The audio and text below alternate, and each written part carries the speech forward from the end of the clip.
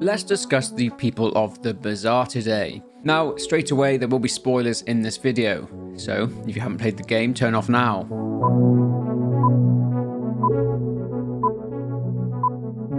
The feeling towards the Bazaar is, well, it's divided to say the least.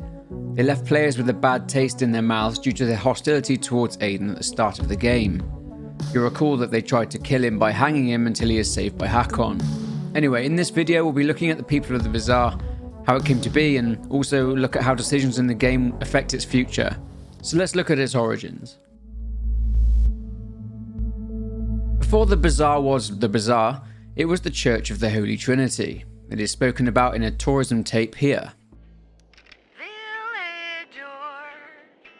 Why, it's another lovely day in the great city of Villador. How did our fair city look several centuries ago? Originally known as Gressburg, a settlement on the banks of the Tersawa River, it received its city charter in 1033 from King Engelram IV, who renamed it Villador. Thanks to trade with the East Indies, Villador grew in importance during the 16th and 17th centuries, drawing in merchants from all over the world. The city's rapid expansion came to a halt in 1772 when the Great Linden Fire broke out. The blaze, which began in the warehouse of the Dutch merchant Jacob Linden, engulfed most of the old herring district and claimed thousands of lives. Yet, as the residents of Villador say, these walls shake but never fall. Even as ruins were still smoldering, reconstruction began, with the new Elysium district rising from the ashes. Built from stone, taken from the quarries of old Villador. Then, at the end of the 18th century, the Church of the Holy Trinity was built, a magnificent example of the neo-Gothic style. Look at the shimmering stained glass windows and prick up your ears. Is that the echo of prayers uttered by your ancestors? None of this would be here had Jacob Linden not had a thing for matches. As you heard, it was built somewhere between 1779 and 1804 by a man named Eugene Garnier, after a warehouse fire did massive damage to Villador in 1772. Not much else is known about the Church of the Holy Trinity other than that. In terms of history, it seems that much information about the background of the city and its history has been lost due to the fall. The Bazaar was founded by a lady named Franoise. She exhibited a strong style of leadership in which she always refused to bargain with those who were trying to extort her and her people. She had 2 children, Sophie and Barney, although it's not really clear what happened to their father. Sophie mentions at one point that Franoise's ultimate goal in setting up the Bazaar was community and freedom for everyone. A sort of marketplace was set up, and people would establish businesses, etc. I guess this was to bring back some semblance of normality to their lives again. This wouldn't last long though, as tensions began to rise with the local militia, the Peacekeepers. These tensions arose when the Bazaar was being overrun by infected, and the people of the Bazaar called for help from the Peacekeepers, but none came. This, I imagine, led to the tensions that we encounter in the game between the 2 factions, resulting in a long, drawn-out and often bloody war between them. It's not clear how, but at some point during the battle with the infected, Franoise was injured and died, but before she did die, she handed over leadership of the Bazaar to a man named Carl. We find a few tapes from Carl, detailing his journey from before the fall to the moment he eventually took over control of the Bazaar from Franoise. You can hear these 4 tapes for yourself now. I'm recording this for posterity, so they can learn from my mistakes. To warn all who follow about the worst of plagues. And I am not referring to the virus. I was born into a very religious family. My earliest childhood memories? Prayer. Every morning and every evening. Knees scraped from constant contact with oak floorboards. When I grew up, I had a very hard time. I was lonely. I suffered. Despite my upbringing, I turned to religion for solace. It gave me the answers I sought. That I came to realize my father had tried to give me. To endure bullying is to earn heavenly rewards. God was my best friend, my only friend. I talked to him every day, and I believed that he listened to me and answered and loved me too. I felt like I owed him a debt. That's why I enrolled in seminary. I think I became a fanatic in a way. The urge to spread his teachings, convert others. It was not about God. It was about my own shortcomings. It was about me. There was something unhealthy about it, and dangerous. At the age of 23, I became a priest. Still just a snot-nosed kid, and I was supposed to be a shepherd of souls. I felt I was meant for this. I had answered the call. If God was with me, then who could be against me? I was full of conviction, faith that I could make the world a better place. But the world had other plans. Many times, I performed someone's last rites. I held their hands as they died. And in that last moment, in the millisecond before their last breath, I saw in them relief. Not because they were moving on to some kind of better world, to heaven, but because it was the end of something painful. They could finally bow out of the futile and exhausting dance of life. Their chore of living would be over. Their suffering would end. It was something completely incomprehensible to me. How can a person reject the gift of life? To accept death joyfully? For a person as strong as me, this was something very disturbing. Or maybe they knew about something that I had not seen? Did they see it in their last moment? This was the first crack in the edifice of my faith. And then, the epidemic started. There's a term for what came next. A crisis of faith. And with me, it started long before the epidemic. But when people started to turn into monsters, when city after city was eaten by darkness and poison, I started to wonder, where is God? Is he putting us through a trial? Or has he abandoned us? When Black Monday came, I no longer had any doubts. There is no God. There never was. Because of the THV Genmont bombings, 2 million people lost their lives.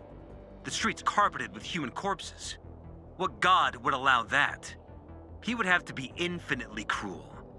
Of course, other so-called men of the cloth offered nonsensical observations, that this was the will of God. Punishment for our wickedness, that Colonel Williams himself served as the hand of God. But that didn't matter anymore. The curtain had been torn off. People lost their faith. Because what were they supposed to believe in? No one wanted a God like that. And in that moment, to my own surprise, I felt free, as if I were a puppet who finally cut the strings that controlled him since birth. Free at last. After the Black Monday massacre, most people lost their faith. So did I. But it only took a few years before some people started to form cults that adapted elements like old deities and pagan faiths. They even started performing sacrifices, thinking someone would send them rain. People need shackles. They want to be controlled, lied to. They want someone to tell them how to live, what to do and what not to do. They prefer this to taking responsibility for their choices. Some researchers think religion is a linguistic virus that alters brain function and suppresses the ability for critical thinking. I repeated the same trite phrases for years, not thinking for a second about what I was actually saying. And what I was saying was mostly about instilling a feeling of guilt. It all dripped in evil, punishment, penance. Disgusting, oppressive baggage pressing you down into the dirt. But I tossed it off, as did thousands of others. The epidemic was a tragedy, but also a tremendous opportunity. An opportunity to fully free oneself from the bonds of religion. To stop believing in fairy tales and instead believe in yourself. That's what Franoise used to say. and I supported her vision. I joined her movement. Together, we can create a new community based on reason, mutual respect, empathy, and cooperation. One with room for everyone, including you. So briefly, if you didn't really understand what Carl was banging on about in those tapes, basically Carl's upbringing was one which he deeply resented at the time of making the tapes. He had a religious upbringing, and despite hating that upbringing, he found himself lonely and turned to the very thing he resented in order to find some sort of solace. Carl ended up becoming a priest himself at age 23, but Carl found himself becoming fanatical in his faith. Despite this, Carl did actually want to make the world a better place, but at one point Carl mentioned that when praying with dying people, he didn't see relief that they were passing on to the other side, to heaven, so to speak, but instead that they were leaving the futile pain of life behind instead. And this is what started to shake Carl's faith, just as the outbreak started to ravage the world. Black Monday came and Carl's faith was completely gone and destroyed. But Carl describes feeling free. He mentions that it only took a few years for people to then form cults in place of their faith in God. Carl joined the Bazaar to be free from shackles and to create a new community. Eventually, Carl took over from Franoise after her death, much to the annoyance of Sophie, Franoise's daughter. To be fair to Carl, he had actually managed to maintain a community and create a hub for survivors in the Bazaar.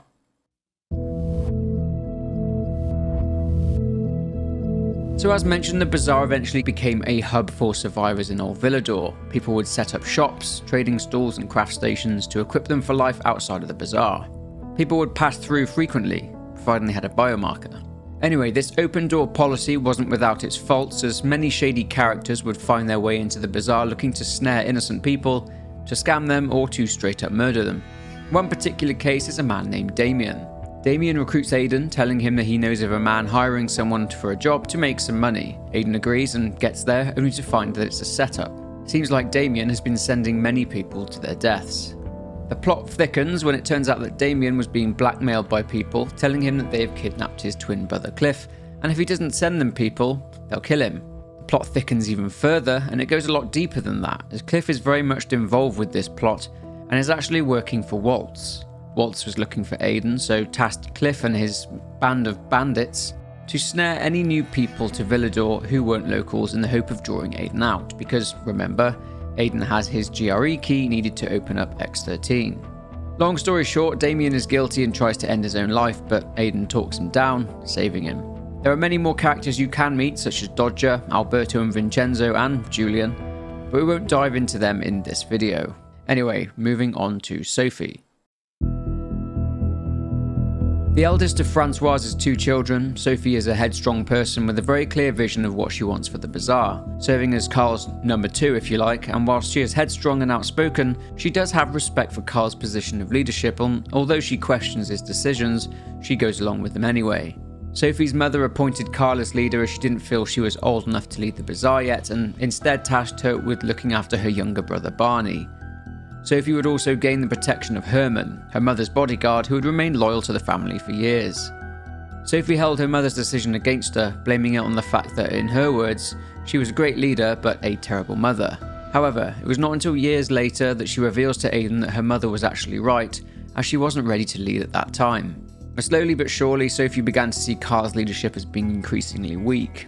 Carl would frequently bow to the demands of bandits and other people who would attack the people of the Bazaar. Jack and Joe being a prime example.